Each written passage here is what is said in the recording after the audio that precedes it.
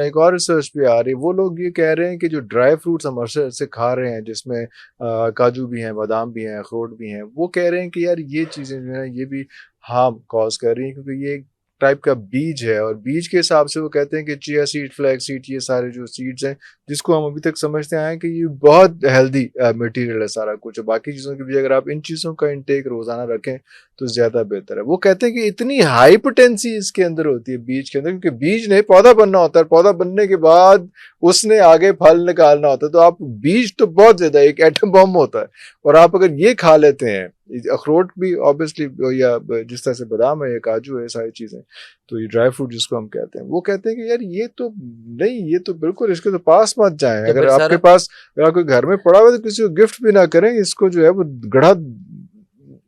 गड़े में दबा दें। तो अल्लाह ने क्यों गाए? मैनू की पता, तुसी अल्लाह ने दसोगे। क्यों गाए? फिर खाने के लिए ना। उसने कहा कि बहुत नहीं, सारे सीड्स वगैरह तो फिर हम सेब के सीड्स क्यों नहीं खाते हैं हम उसमें? नहीं सर, देखें जो खाए जाते हैं ना उस पे हमें बात हम करनी है ना, जो नहीं खाए जाते। फिर अगर ये वाली बात है तो फिर कनक भी छाड़ दे, वो भी तो बीज है ना, वो नहीं अंदर उगता, वो नहीं, हाँ हाँ, वो भी उगता है, फिर उसको भी छोड़ दें। हम्म, और भी बहुत सारी चीजें, मकई क्या है, फिर खाएंगे क्या? बात ये नहीं है।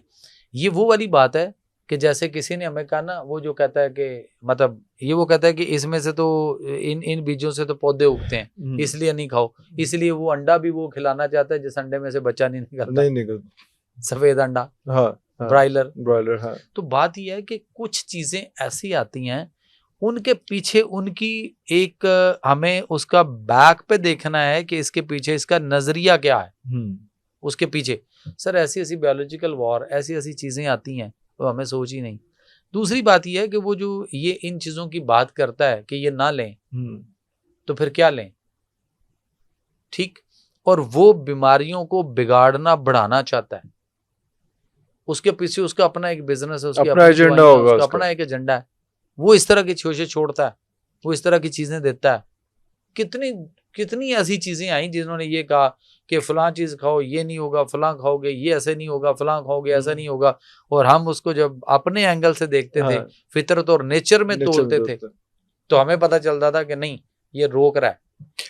किसी ने रोका ना कि देसी घी में प्रॉब्लम है, तो फिर देख लें प्रॉब्लम दुनिया वापस घूम फिर के सारा कुछ है आई वापस ना। देसी घी पे आ अब गया। कार्डियोलॉजिस्ट कहता है, हाँ, अब रिटायर्ड हो गया हुआ है, पेंशन अभी भी लेता है, तो फिर कहता है कि नहीं, देसी घी हमें देसी घी लेते रहना चाहिए। चाहिए।